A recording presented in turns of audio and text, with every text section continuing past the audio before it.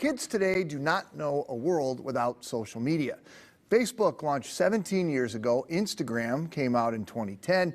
And lately we've reported on a Wall Street Journal report where journalists found Facebook, which is the parent company to Instagram, are all the same thing.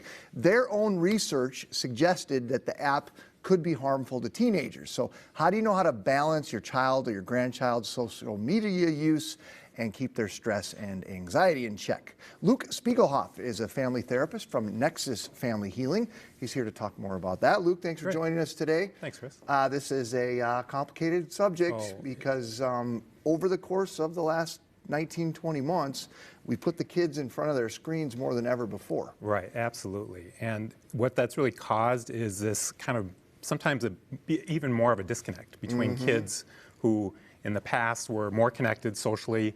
We put them in more of a pandemic situation, and the connection has been online through social media. I mean, I remember when ours are 16 and 14, I remember when the kids were really little and people were super concerned if the kid was getting 20 minutes of screen time a day. And I think about how much that's changed now. The brakes went off. The standard of what is acceptable is off the charts. During the pandemic, right. And that comes with its own host of, well, strengths and weaknesses. And so that's what we need to be paying attention to in this time, particularly as we're coming out of the COVID. So talk a little bit about the adolescent brain. Like, what is it? Why are kids...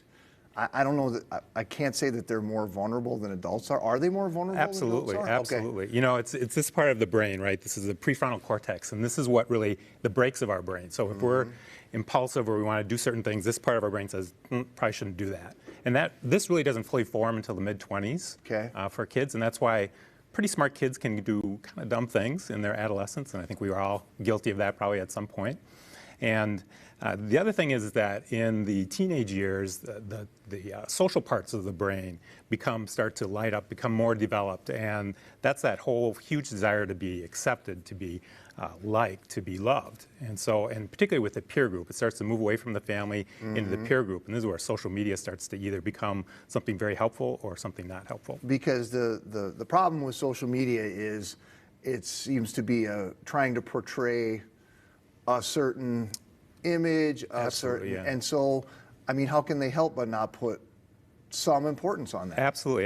You know, the analogy I use, it's like a funhouse mirror, sometimes without the fun, right? Kind of gives this distorted image. You know, they're looking to have all the likes, or you know, to be, just to be noticed on social media and just responded to even with comments. So what do you do to try to help them realize that that little piece of glass that they've got in their hands that's not the real world? Yes.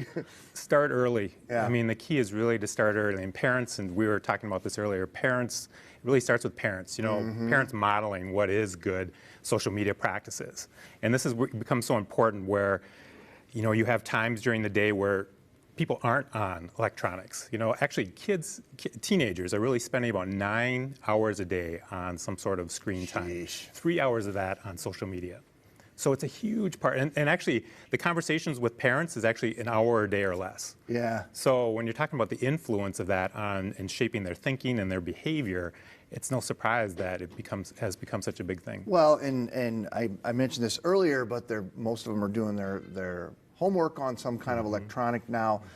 How do you even monitor I mean, unless you're sitting over them every hour of every day, it's hard to monitor what's going on. It is very hard. And this is where I kind of mentioned starting early, because I think kids need to know that sometimes I call them like when you're bowling, they have those bumper rails, you know, of kind of keeping the thing on track, that they set those up early. And that's through, there's lots of monitoring apps, things that help parents keep track of their kids' activities. And then obviously, as kids learn how to manage that world, you know, starting to lower some of those kind of parental controls and seeing how your child does with having more independence online. I mean, it's hard to explain to them that one dumb comment or one can turn something that maybe shouldn't have been that big a deal into a life-changing problem for them. Right. And those are the conversations that need to start early, and that you're kind of walking through and maybe giving examples of current celebrities who, you know, stuff gets out that they say.